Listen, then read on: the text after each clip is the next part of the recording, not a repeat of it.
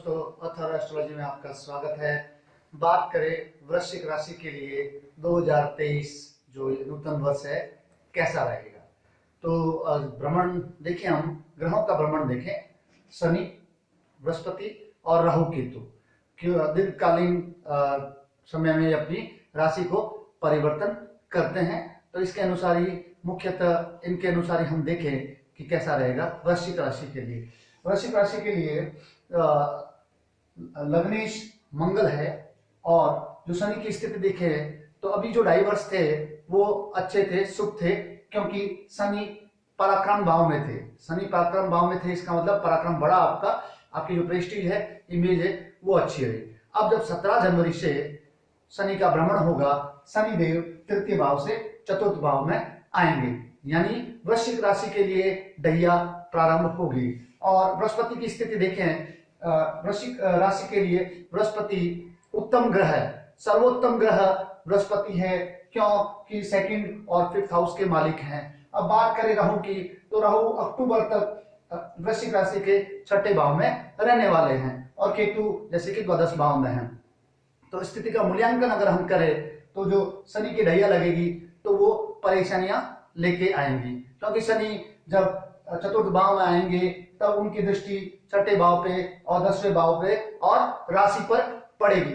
तो परेशानियां बिल्कुल होगी, ब्लॉक्स होंगे, यानी हम कहे कि रुकावटें, सब कुछ करने के बाद भी परेशानियां रहेगी, या लास्ट में जाते जाते जो सफलता मिलनी चाहिए वो नहीं मिलेगी। पर अगर हम पॉजिटिविटी की तरफ देखें तो अप्रैल तक बृहस्पति की दृष्टि राशि पर ये चीजें आपके अनुकूल बना रही है। परेशानियां तो होगी, लेकिन अप्रैल तक आप इजीली इन चीजों को ओवरकम कर सकते हैं, या आपको जो परेशानियां हैं उनका निदान मिलता हुआ दिख रहा है। और जैसे कि मैंने कहा, अप्रैल के बाद जब बृहस्पति का भ्रमण होगा पंचम भाव से षष्ठम भाव में, तो दूसरे और पांचवें का मालिक छठे भाव में भ्रमण, बृहस्पति शुभ ग्रह, तो छठे भाव में उसका जो भ्रमण होगा वो शुभंकर नहीं होता है। और पहले से ही वहां राहु विराजमान है, तो छठा भाव आपका एक्टिव होगा। तो बृहस्पति के कारण हो सकता है कि आपको लोन लेना पड़े, यानी ऋण लेना पड़े, और बीमारियां भी वहां दृष्टिगोचर हो रही है, तो सावधान रहना है। और शनि, फिर अप्रैल के बाद शनि और राहु की स्थिति और बृहस्पति की स्थिति देखें तो जो अपन प्रोफेशनल लाइफ की बात करें तो उसमें भी डिस्टर्बेंस लगता है, यानी जो गवर्नमेंट जॉब में है उनका परिवर्तन हो सकता है, जो अपना उनका जगह है, स्थान परिवर्तन के योग बनते हैं। और जैसा कि मैंने कहा, छठा भाव एक्टिव होने से और साथ में केतु 12वें भाव में विराजमान है, तो खर्चे अभी भी बढ़े हुए हैं और बढ़ेंगे, खर्चे बढ़ने की संभावना है। हाँ, बृहस्पति जब छठे भाव में आएंगे तो द्वितीय भाव को देखेंगे तो खर्चे जरूर होंगे, लेकिन आय के स्रोत भी आते रहेंगे।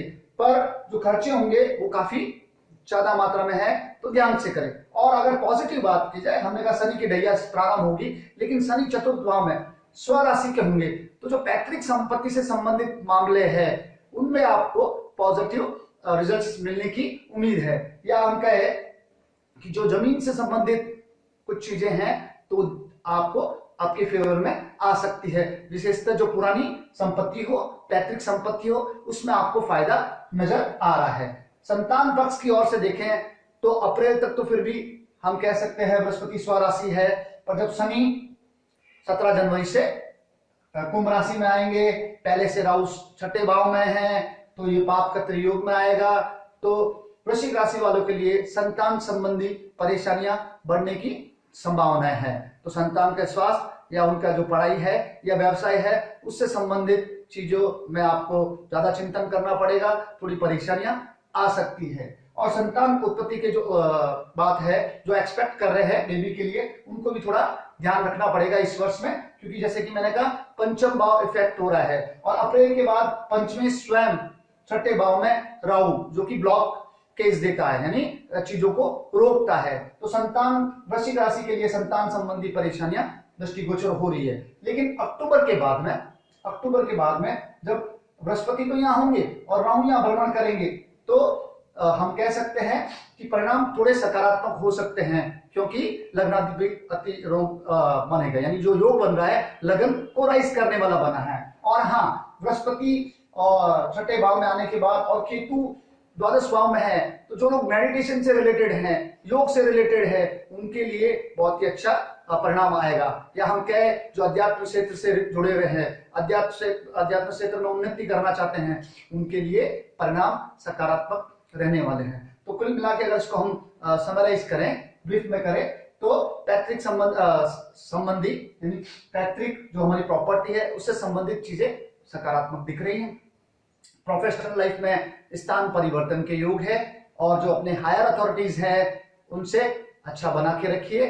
थोड़ी संभावनाएं वहां नेगेटिव नजर आ रही है, वो आपसे किसी बात पे नाखुश हो सकते हैं, तो उनसे सौहार्दपूर्ण माहौल बना के रखें। और रोग, जो भी अगर रोग है, विशेषकर गुरु जब यहाँ आ जाएंगे, बृहस्पति छठे भाव में आ जाएंगे, तो आपको ध्यान रखना है, या जिन लोगों को लीवर से संबंधित समस्याएं हैं, या अस्थमा या स्वास्थ्य से संबंधित कोई समस्याएं आ रही हैं, तो उनको नजरअंदाज नहीं करना है। परंतु अगर हम सकारात्मक देखें तो बृहस्पति जब पंचम भाव में है तब भी आपको मेंटेन करके रख रहे हैं, और जब द्वादश भाव में आ जाएंगे, विशेषतः लास्ट में यानी नवंबर और दिसंबर में, तो कुछ इन्वेस्टमेंट रिलेटेड चीजें आपको फायदेमंद देगी। तो धन संबंधी समस्याएं जरूर आएंगी, पर वो आवक आपको मिलती रहेंगी। लेकिन हाँ, कोर्ट केसेस या ऋण, हाँ, और एक और जो बात दृष्टिगोचर यहाँ हो रही है, जो हिडन एनिमीज है, जो गुप्त शत्रु है, उनसे आप सावधानी बरते।